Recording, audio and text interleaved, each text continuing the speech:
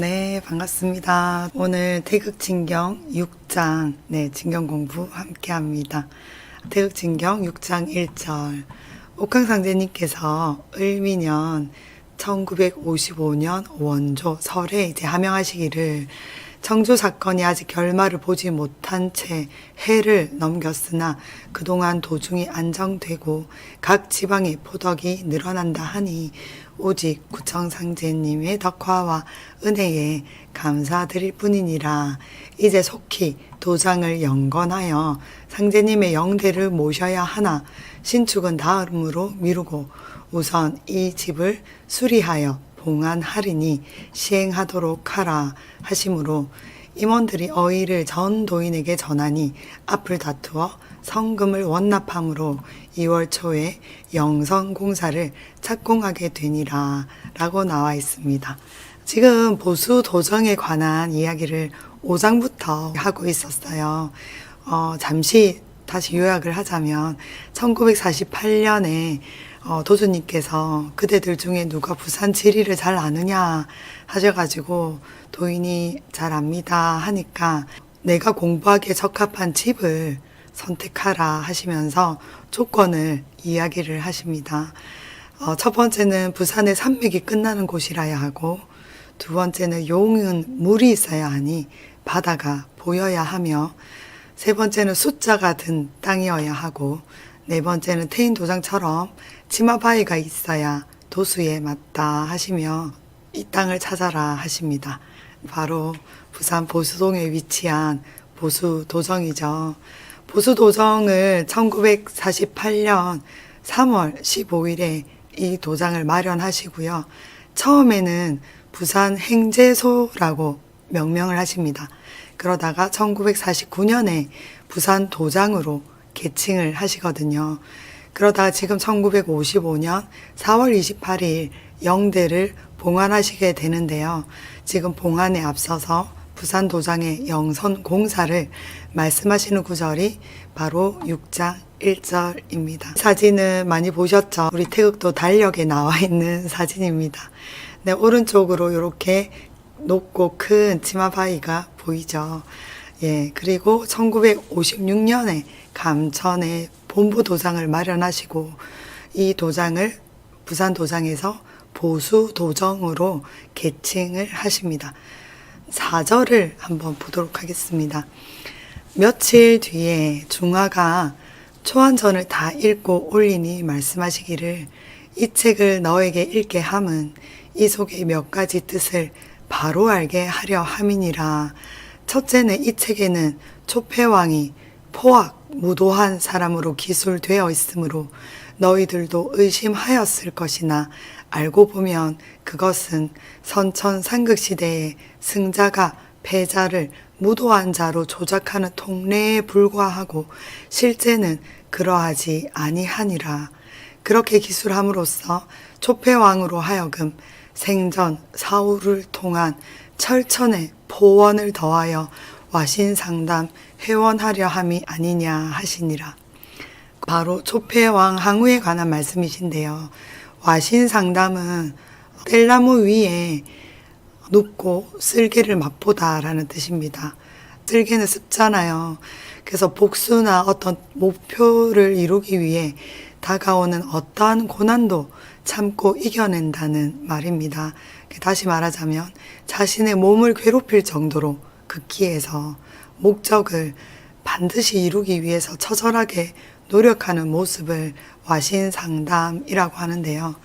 네, 구천상제님께서도 초패왕에 대한 말씀을 하셨습니다. 무국진경 6장 47절에 초패왕이 25세에 도강이서 하였으면 성공하였을 것이나 24세에 도강이서 하였으므로 성공하지 못하고 자문이사하여 철천에 포원을 하였느니라.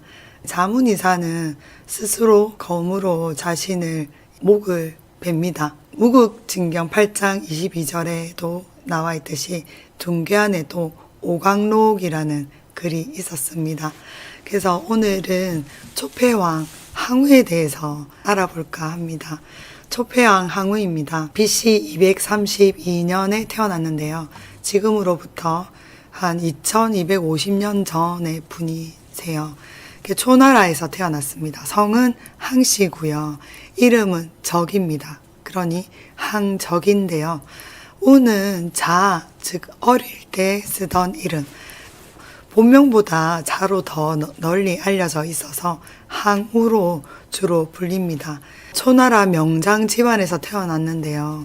항우가 태어난 시기는 전국시대였고 그가 크고 나서는 진나라가 천하를 통일하고 이후에 나라가 어지러울 때, 혼란스러울 때였습니다. 귀족 집안에서 태어났지만 어려서 부모를 잃고 삼촌에게 맡겨져서 가난하게 자랐는데요. 젊은 시절 키가 8척에 이르렀다 되어 있는데 8척은 한 240cm 정도 됩니다. 네, 엄청난 거구였던 것 같아요. 큰 솥을 들어 올릴 정도로 힘이 장사였다라고 기록하고 있어요. 역발산 기계세라고 들어보셨죠? 힘은 산을 뽑고 기운은 세상을 덮을 정도다. 바로 이 항우를 두고 하는 이야기입니다. 그리고 검술과 전투에 능했으며 각종 병장기를 아주 잘 다루었다 합니다. 중국에서 동상이 상이 있습니다. 진나라의 전투, 유방가의 전투를 통해서 역대급의 무예와 통솔을 자랑하는 장수입니다. 많은 전문가들이 장수의 재능으로서는 항우를 중국 역사상 최고라고 아직도 평가를 하고 있습니다. 초나라 부흥운동에 이제 선봉장으로 임하는 모든 전투에서 백전백승을 했거든요. 그래서 초나라의 패왕, 초패왕으로 불립니다. 한나라 유방과에 천하의 패권을 두고 다툰 인물입니다. 초한지 들어보셨죠? 초나라와 한나라의 이야기입니다. 백전백승인데 승자는 한나라의 유방이잖아요. 네, 패자가 됩니다. 그 마지막 전투에서 패자가 되는데요. 요 항우가 얘기한 걸 한번 읽어보겠습니다.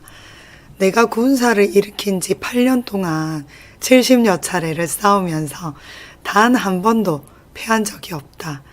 모든 싸움에 이겨서 천하를 얻었으나 여기서 공경에 빠졌다. 이것은 하늘이 나를 버려서이지 내가 싸움을 잘못한 것은 아니다. 오늘 여기서 3번 싸워서 모두 이기면 하늘이 나를 망하게 한 것이지 내가 싸움을 잘못한 게 아니란 것을 알 것이다. 이렇게 이야기를 합니다. 하늘이 나를 버렸다. 천망아. 이제 내가 싸움을 잘못한 것이 아니다. 이렇게 이제 얘기를 하는데요. 마지막 전투에서 초나라 군사를 한나라 군사들이 포위를 해요. 그러면서 초나라의 노래를 부릅니다. 밤에. 그게 신모야곡이라고 하는데요. 초나라 고향의 노래인 거예요. 고향을 생각하고 어머니를 생각하게 하는 그런 노래인 거죠. 그러니까 거듭되는 전투에 지친 초나라 군사들이 고향이 생각나고 힘은 들고 그러면서 이제 전투할 의욕이 꺾여버려요. 그러면서 많이 탈영하게 됩니다. 이제 수백 명밖에 남지 않게 된 거예요. 그래서 항우가 끝까지 자신과 함께 있는 자들을 위해서 그들의 고향인 강남으로 향할 수 있는 오강까지 내가 이끌겠다라고 하면서 진영을 에워쌌던 100만에 달하는 항군들의 포위망을 돌파해가지고 오강으로 갑니다. 이제 다 돌파하고 오강에 도달했을 때 남은 수가 단 28명에 28명의 기수밖에 남지 않았다고 해요. 그래도 100만을 돌파했다는 건 참 대단하죠. 예. 그 28기를 이끌면서 강가로 달려가는데 5,000명이 추격을 합니다. 항우는 5,000명을 28기로 격파를 해요. 그러면서 마침내 오강에 도달을 해서 자신을 따르던 강남의 자제들을 모두 강남으로 향하는 배에 태웠는데 이때 살아남은 기마의 수가 단 2명이 죽은 26명이 살아남았다고 합니다. 즉 몇천 명을 상대로 2명만 죽고 지독한 추격을 따돌렸어요. 진짜 대단한 명장 명작 중의 명장입니다. 그 26기의 강남 제자와 사공이 배를 타서 강남으로 도망가서 훗날을 기약하자 하면서 권유를 합니다. 그들의 권유를 부리치며 이야기를 합니다. 처음 회계에서 거병을 할 때 자신을 따른 8천의 강동 자제들을 모두 잃고 이제 오직 26기만 살았으니 강동의 백성들이 용서하여도 내가 자신을 용서할 수 없다는 것이었습니다. 그래서 배가 강남으로 떠난 것을 보고 항우는 마지막에 홀로 적진에 뛰어들어 싸워서 수백 명을 또 죽입니다. 자신 역시 많은 부상을 입게 되는데요. 항우는 그 적군들에 속해 있는 예부와 염화동을 보고는 유방이 내 목에 현금과 만호를 걸었다는데 그 은혜를 베풀겠노라 하면서 스스로 목을 베어 자살을 합니다. 자문이사합니다. 그래서 왕예가 목을 취하자 남은 사람들이 서로 짓밟으며 그 시신을 다투다가 수십 명이 죽었다고 해요. 그래서 4명이 하나씩 차지했고 나중에 맞춰보니 항우가 맞았기에 그 항우의 시신을 갖고 간 사람들을 모두 제후가 되었다고 합니다. 결국 마지막 해야 전투에서 항우는 패배를 했고요. 근데 이 항우가 정말 도가 없었냐라면 그렇지 않은 것 같아요. 상제님의 말씀을 보면요. 그래서 망인지적, 패왕별이 또 역발산 기계세 모두 항우로부터 유래되었고요. 어마어마한 용력과 전술 지휘력은 고대사에 적수가 없을 만큼 뛰어났습니다. 그리고 몇천 명의 병사로 수십만 대군을 패주시키고 또 단신으로 수백 명을 무찌르는 등 그런 기록만 보면 진짜 현실적이지 않을 정도로 무협지의 묘사인 걸로 착각할 정도인데요. 이 패자이지만 항우는 이미지 그 자체로 하나의 상징이 된 인물이고요. 충신도 명군도 의협도 군자도 아님에도 단지 무와 카리스마만으로 중국을 대표하는 영웅호걸의 명단 최상단에 자리하고 있는 인물입니다. 이렇게 항우에 대해서 한번 얘기를 해봤습니다. 태극진경 6절 5절에 상제님께서 말씀하시는데요. 둘째는 초패왕이 해하에서 이제 마지막 전투를 치른 곳입니다. 28기만으로 한왕의 100만 대군의 포위를 뚫고 5강으로 탈출할 때 천망하여 하늘이 나를 버릴 것이요 잊은 것이요 비전취죄 내가 전투를 못한 죄가 아니다 라고 하며 사용한 비법이 매화둔이니 이것이 척사의 마판 진법이니라. 마판이 방점을 중심으로 28점임은 초패왕을 중심으로 28기가 늘어선 국상이며 농악도 원칙은 영기를 중심으로 28명이 한 단이 되어 장사진 또는 궁을진 등의 진을 치고 노는 법이니 이도 다 뜻이 있느니라. 또 윷은 1생이 2생4로 만드는 법이나 4생5로 변화하는 형상 자체가 분명한 음량이며 사상오행의 태극 진리가 내포되어 있음이니라. 너희가 해원을 하자면 상생에 돌아야 하므로 상생 행마법을 쓰도록 한 것이며 이번에 농악과 척사로 놀게 됨이 우연이거나 인의가 아니라 모두 도수에 있는 일이니라. 셋째는 이 모든 일이 장차 도광이서할 도수의 조짐이니라 하셨습니다. 이거는 유판인데요. 유판의 제일 중점을 방점이라고 하더라고요. 네, 이렇게 방점이 있고 주위에 총 점의 개수가 28개의 점이 있습니다. 즉 방점을 중심으로 초패왕을 중심으로 28기의 장수들이 같이 진을 치면서 매화진, 궁을진, 진법을 하면서 수백만을 뚫었다고 말씀을 하시거든요. 그 많은 사람들을 뚫으며 진을 치면서 이렇게 돌파한 그런 모양새입니다. 그래서 그 28명의 장병들은 끝까지 항우와 함께 했고요. 거병부터 최후까지 수없이 많은 악정고투를 뚫고 수많은 탈령의 기회도 있었지만 끝까지 버텨낸 전사 중의 전사가 아닌가 합니다. 그래서 그 강동자제 8,000명 중에 마지막까지 생존한 정예부대 그 28명의 기수가 이제 싸우는 그런 모양을, 그 최측근들을 28명의 기수로 보시면 됩니다. 네. 처음에 이렇게 도는 방법도 여러 가지잖아요. 예, 그렇고 또 윷을 놓는데, 윷이 일생이라고 하는 거는 윷가락이 나무 작대기 하나를 반을 자르면 윷이 가락이 2개가 나오잖아요. 그러니까 하나에서 2개가 나오고 2개를 또 자르면 이제 4개가 나오겠죠. 이생사 또는 윷 하나가 앞뒤가 되니까 이게 음양으로 되는 거죠. 그리고 사생오는 윷가락 4개로 도계, 걸륜모 5개로 변화를 하죠.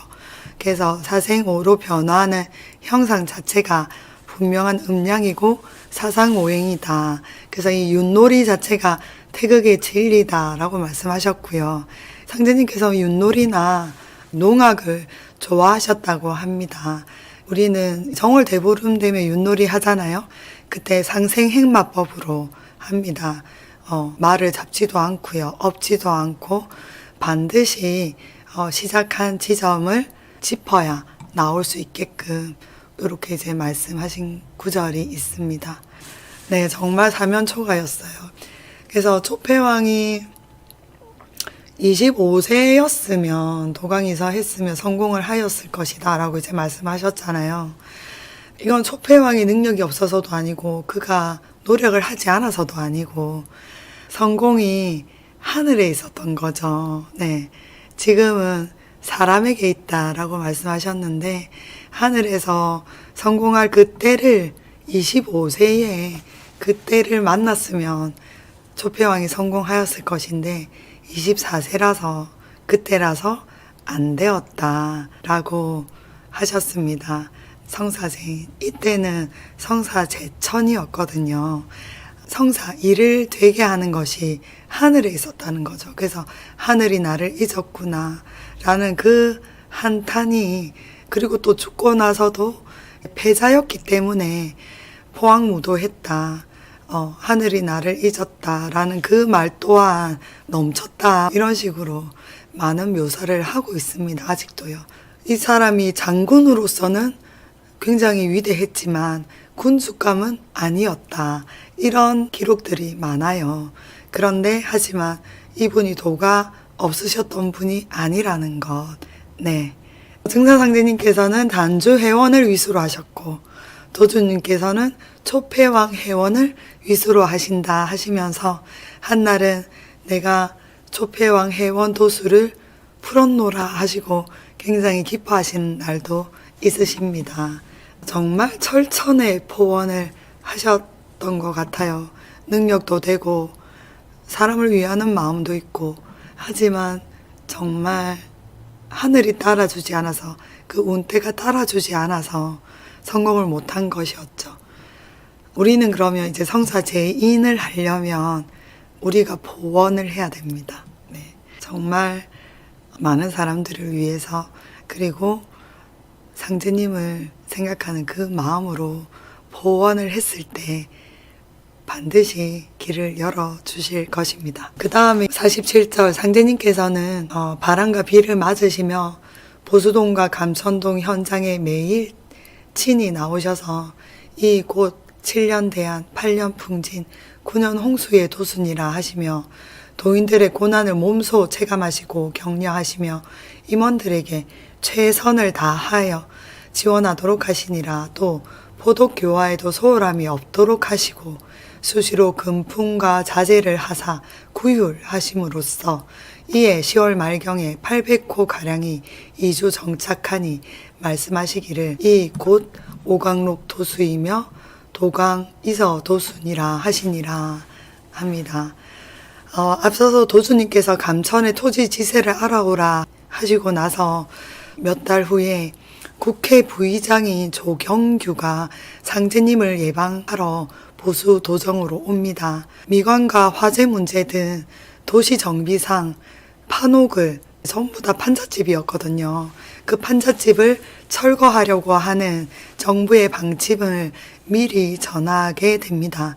노인들은 난민처럼 강제 철거하는 건 도리가 아니라서 먼저 왔습니다. 이렇게 얘기를 건넵니다.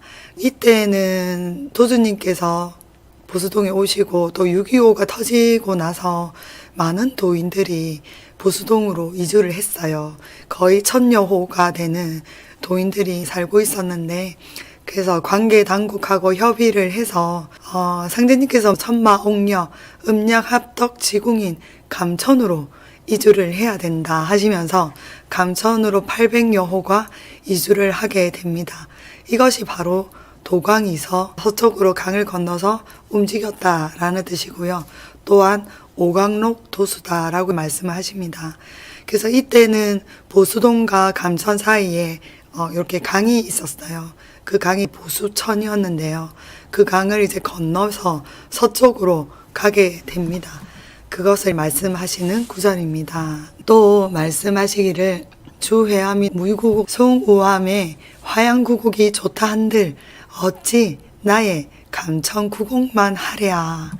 내가 초패왕 강동자재 8천인의 해원도수로 이제 800호의 천장길방을 여는 공사를 마쳤으니 이는 구천상제님께서 짜놓으신 오광록 도수에 맞았느니라.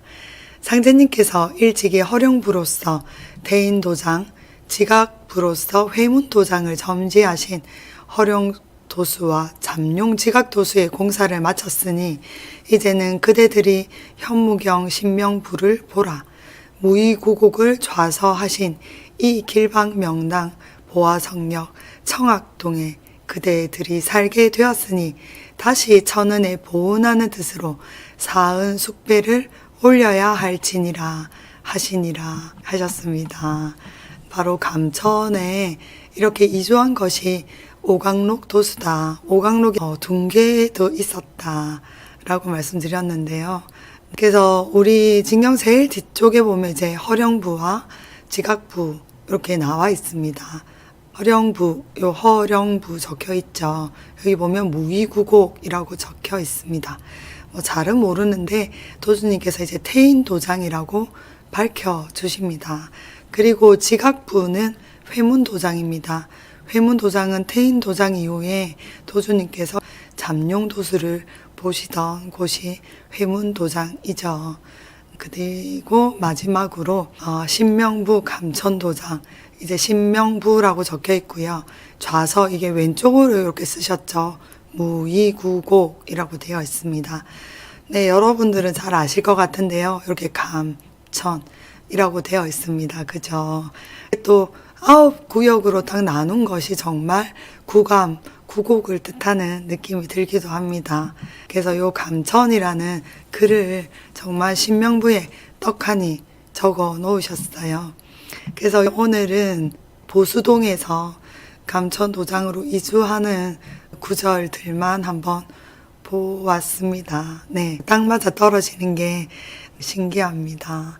정말 이 도가 선천의 모든 그 원한을 푸는 공사임에 틀림이 없는 것 같습니다. 선천 상극시대로 인해서 한이 맺힌 그 모든 한을 풀고 풀어서 지금 이렇게 여기까지 왔거든요. 예전에는 신분의 한계 때문에 내가 여자이기 때문에 무엇 때문에 못하는 게 너무너무 많았어요. 또한 때가 따라주지 않아도 그랬고 한이 될 일들이 되게 많았거든요. 근데 지금은 없습니다.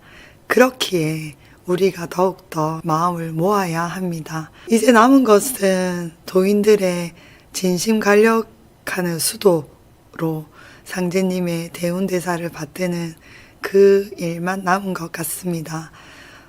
오히려 더 없고 더 부족하면 더 마음에 진실하고 간절하게 되는데요. 내가 기도를 한번 모시는 일이 또는 지부에 한번 나가는 일이 상제님의 대운대사를 위해서 기운을 모으는 일이고, 그리고 또 세상을 바꿀 수 있는 일이고 정말 많은 사람들을 살릴 수 있는 일이다라고 생각을 하게 되면 몸이 움직여지더라고요. 네, 오늘도 함께 해주신 도인 여러분, 날씨가 많이 춥습니다. 네, 모두들 건강하시기 바랍니다. 함께 해주신 여러분 모두 감사합니다. 수고했습니다.